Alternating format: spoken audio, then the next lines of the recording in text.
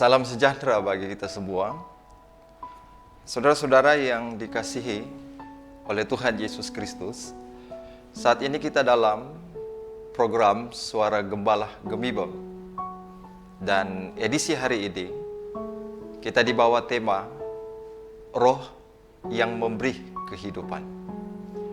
Sehubungan dengan tema ini, maka bacaan firman Tuhan diambil dari surat Paulus kepada jemaat di Roma, pasal 8, ayat 11, yang berkata, "Dan jika roh Dia yang telah membangkitkan Yesus dari antara orang mati diam di dalam kamu, maka Ia yang telah membangkitkan Yesus dari antara orang mati akan menghidupkan juga tubuhmu yang fana oleh rohnya yang diam di dalam kamu." Saudara-saudaraku, kesaksian Paulus dalam ayat ini hendak menjelaskan bahwa jika roh Allah telah membangkitkan Kristus dari antara orang mati, maka roh yang sama yang diam di dalam kita akan menghidupkan tubuh kita yang fana ini. Itu berarti seperti kebangkitan tubuh Kristus, maka tubuh kita pun akan dibangkitkan kelak. Disinilah karya Roh Allah menjadi sebuah jaminan penyertaannya yang kekal. Tuhan Allah menghendaki manusia hidup dalam roh, supaya keinginannya adalah keinginan roh. Tanpa kekuatan roh ini, tidak mungkin ada persekutuan dengan Allah. Roh hadir dalam setiap orang yang percaya kepada Kristus. Roh yang bukan saja membimbing setiap orang percaya menikmati kehidupan dan damai sejahtera selama kita di dunia ini, tetapi juga menuntun kehidupan dari awal sampai akhir. Roh menjadi penting dalam mengendalikan hidup orang percaya. Kristus yang bangkit adalah kekuatan roh. Maka kehidupan orang yang percaya juga dibangkitkan oleh roh itu, yang telah mendiami setiap orang percaya. Dengan demikian,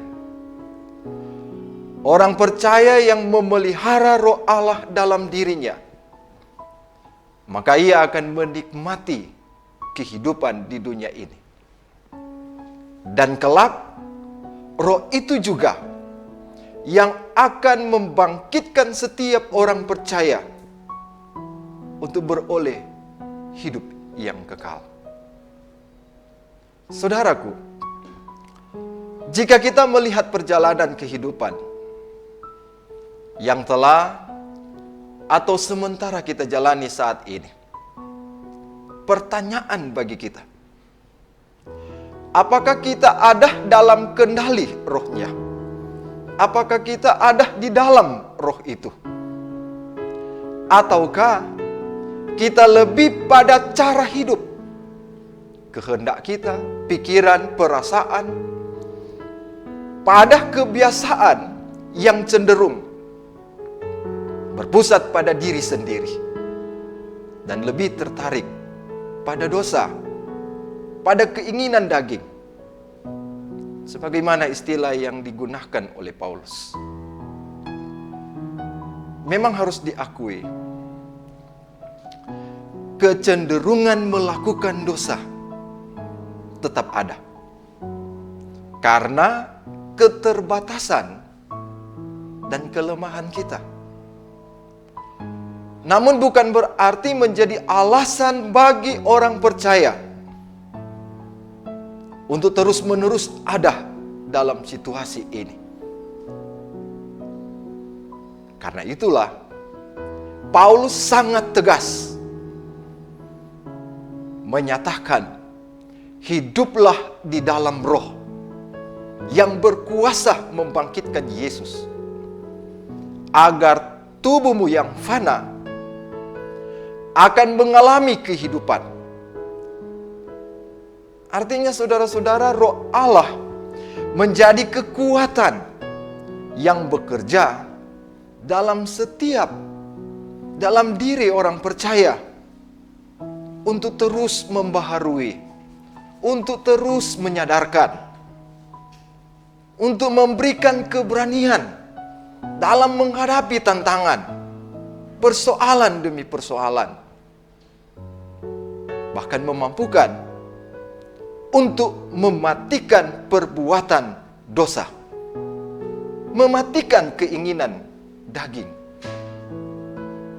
Roh Allah memimpin, Roh Allah menuntun orang percaya untuk mengetahui kehendak Allah dalam hidupnya. Saudara-saudaraku, lewat perenungan ini, marilah saya mengajak bagi kita bertekad, kita berkomitmen untuk tetap ada di dalam roh yang memberi kehidupan dan tidak hidup lagi di dalam kedagingan, di dalam dosa yang menghasilkan kematian, yang menghasilkan maut. Ketika kita hidup oleh roh di dalam Kristus, kita bersedia menyerahkan diri dan seluruh hidup kita dikuasai, diubah, dan diperintah oleh Kristus melalui Roh Kudus. Sehingga tubuh yang fana ini terus mengalami pembaharuan, menerima pemulihan, kekuatan, dorongan, dan semangat. Sebab roh memberi kehidupan bagi saudara dan saya. Amin.